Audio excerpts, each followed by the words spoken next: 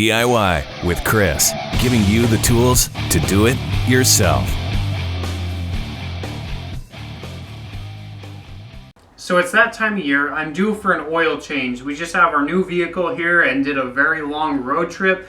Our oil life is down to about 10-15% or so we're going to go ahead and do that. The difference between this oil change and what we've usually done before is we are going to be using another additive to help out and give us longer life. This is a newer vehicle, however, we want it to last even longer. So we're going to take the regular oil change procedures or steps, and then we're also going to add that additive to it in the end. So some of the basic things we're going to need for this oil change is going to be a funnel to add all the oil. We purchased this one from Walmart, and it's actually a much larger one designed to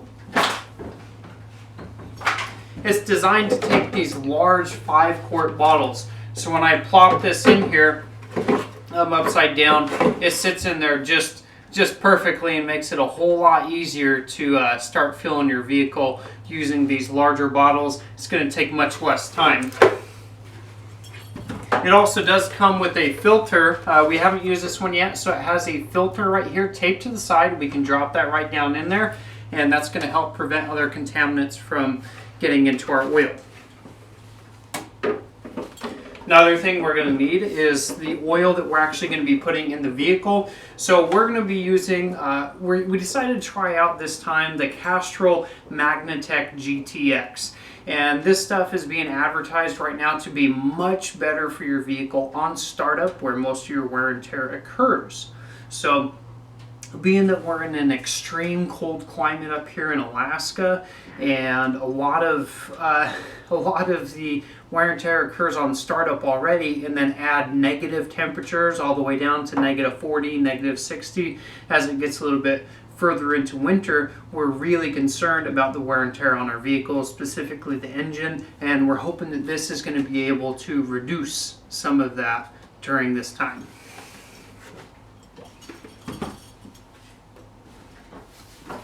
We also have our new oil catcher or oil pan that we're going to be using. What this is going to do is it has our large catch basin right here, and then all the vehicles that we've done before, multiple trucks that I've had, usually the oil plug is facing kind of horizontal with the ground, and so when you take out that oil plug, it starts shooting your oil across the floor. So this is going to give us a larger catch radius than our other previous pans did. And then it does have the drain to go into the main body here, and this will hold 1.16 quarts is what it says right here on the side. So that's going to be able to hold most of this is going to be able to hold all of our vehicle, or all of the oil from this vehicle, and then again from our oil from another oil change from another vehicle as well. We also have the air spout to help it drain a little bit easier. And after we get it all filled up, then we do have the other drain hole here so that we can recycle it, take it over to an automotive place, and have them recycle the oil. Another thing we have is I'm actually going to take that oil pan and drain it into this one, and I'm just going to carry this right into the business. That way I can continue using my oil pan on multiple vehicles, and if I'm lazy, haven't taken the oil in to have it recycled yet, then that's what this is going to be for. It's going to allow me to continue on doing what I'm doing. We have our oil filter. We're just using a Fram Tough Guard right now. There's different types of oil filters that you can use. We were hoping to use a different one which would prevent dry starts. However, they were sold out, and I'm kind of in need of getting this one done pretty quick. So we're just going with this one for now. We can swap it out later as needed. I can do another oil change, no harm to that, and it doesn't cost very much. So we're going to go from there, but that's our oil filter. I do also have right here my oil filter remover. So this particular one just works off of my ratchet, and so whenever I turn it left, it's going to grip down on that filter, and then it's going to take it right off. The last thing we have, and this is the additional step that we're going to be taking this time, is the Lucas Oil Stabilizer. So the mixture of this, as you can see on the back, it has the directions for it. It actually says it has different recommendations for different types of vehicles or cases.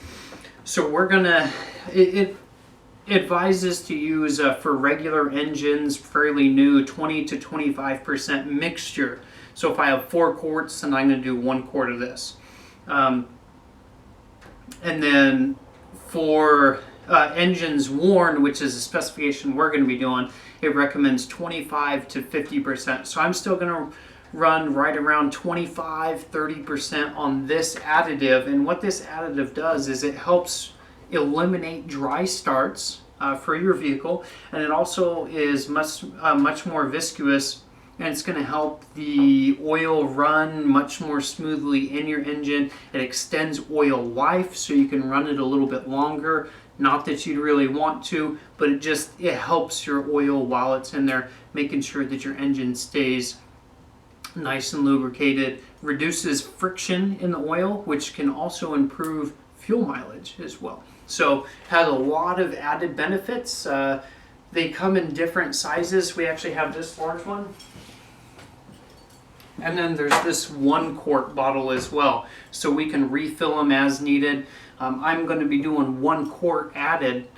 So I'm going to dump this in there, and then I can refill it from this other larger bottle. So that's how we're going to decide to do that and keep on doing it from now on. So those are the basic things that you're going to need. We're going to go ahead and get started. Okay, step 1 for the oil change on our 2500 HD GMC Sierra is going to be to locate the oil cap fuel station. So we do have our oil dipstick right here. A lot of the time you're going to find your oil fuel station or oil fill station right next to it. And most of the time it's going to have this symbol right up top, and then it'll kind of tell you which weight of oil it recommends you use. So I've already twisted that off, loosened it, so we're just going to take that right off. The reason why we're taking this off first is because we're going to, when we get down and loosen the drain plug, it's going to allow flow circulation to go right through, and it's going to help the engine drain the oil better. Step 2 for our oil change on this truck is identifying your drain plug and fuel and oil filter. So we have our oil filter that is right here. You can see a little bit of oil already coming off of it. And we back off, and you can see that is going to be our oil plug. So that's just on the bottom of the vehicle right here. You can see we have heaters running to the pan, so we have another one also up on the oil pan as well, just because we're in a colder climate. So these are some magnetic heaters sticking to the pans. That just helps us during startup. So we've found our oil pan now and all the components there. So the next step we're going to have to do is, with our drain plug or our drain pan in place, we're going to take off the drain plug. So we'll just put some gloves on, and then we're going to loosen that, and then take that out, inspect it, and make sure that it doesn't need to be replaced, and just let that drain into our pan until it's done.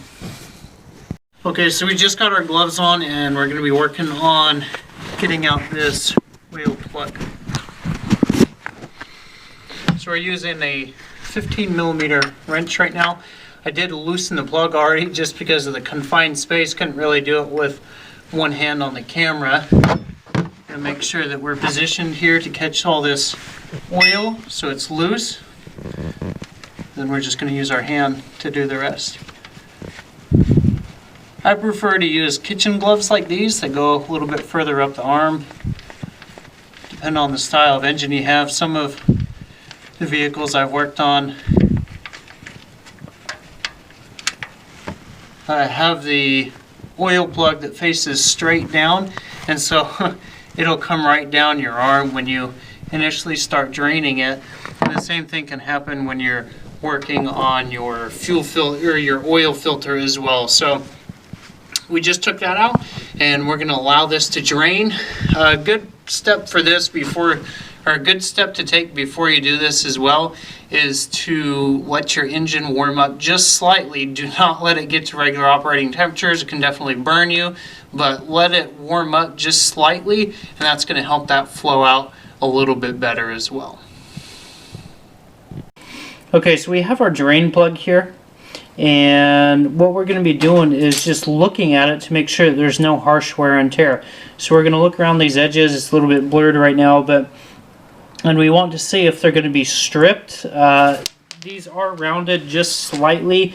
However, I didn't have any troubles with it when I was using my wrench to get them off. So that's going to be fine for now.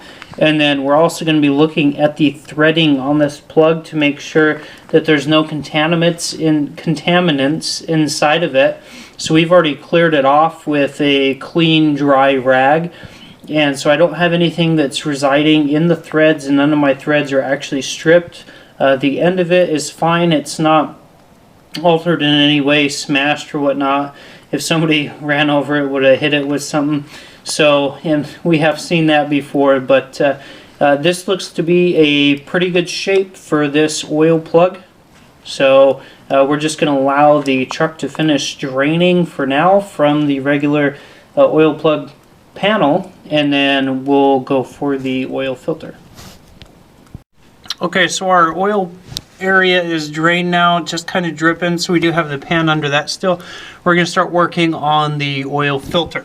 So first off, we're going to see if we can loosen it by hand, which we can. So we're going to go ahead and work on that. I do want to scooch this pan over just a little bit more. You can see it's already starting to drip.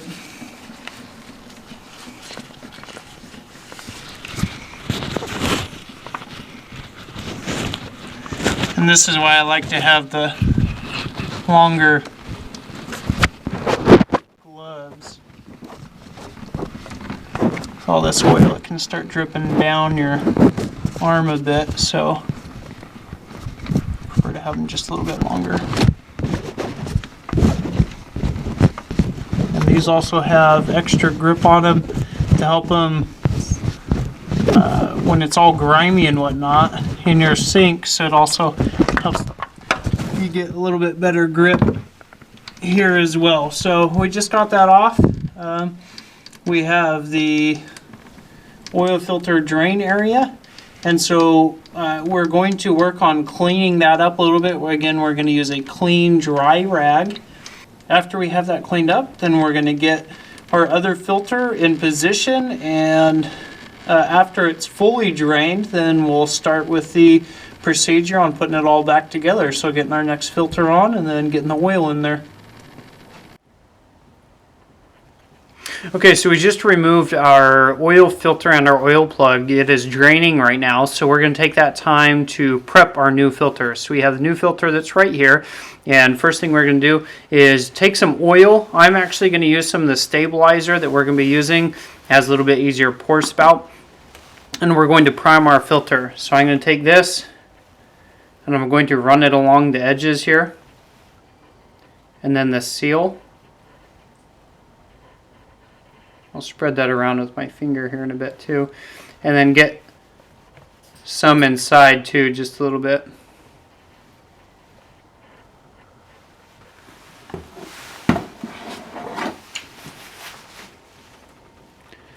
And you can spread that around on the seal, and that's going to help it when you put the filter back on, so that it seals a little bit better as well.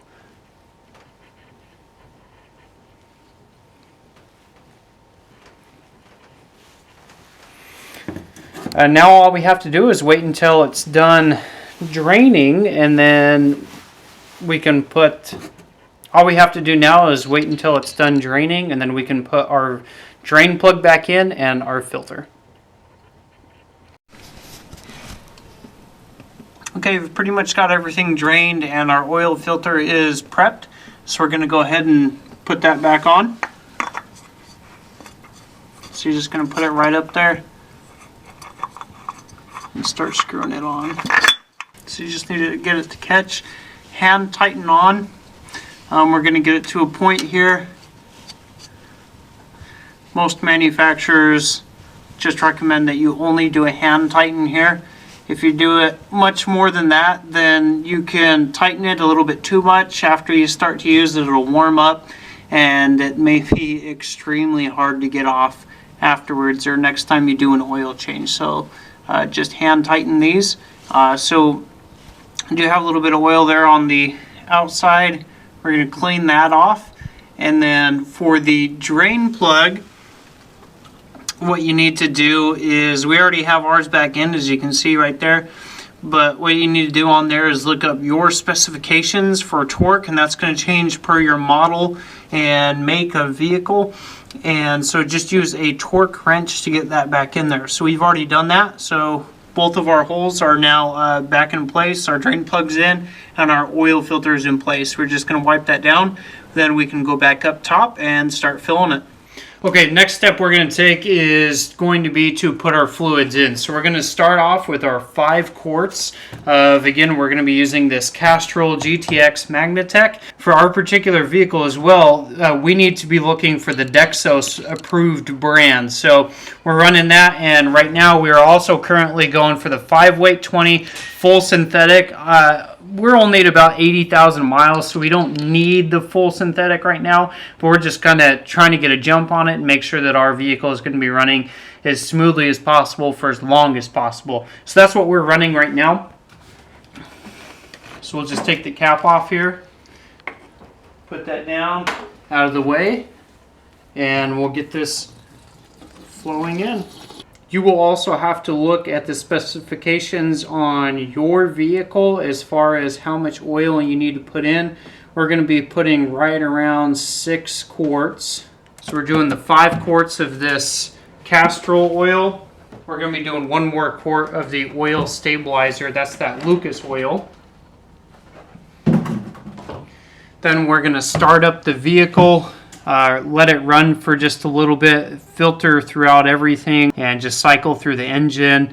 We'll then turn it off, wait about 15 minutes or so, and then check the oil levels again. Another thing we need to make sure that we do is whenever the vehicle is running, after we have this oil in there, we do need to make sure that we don't have any oil leaks. So I'll get back down under the truck, and I'm going to be checking my oil plug to make sure there's no leaks around that, as well as my oil filter, make sure that everything was put on there as tightly as it needs to go.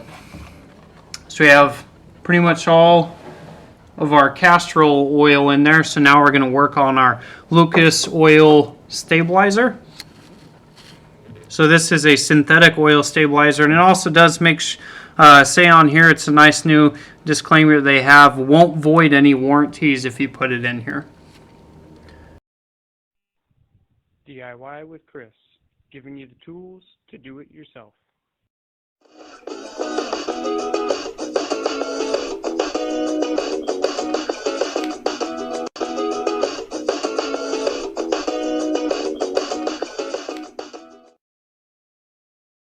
DIY with Chris, giving you the tools to do it yourself.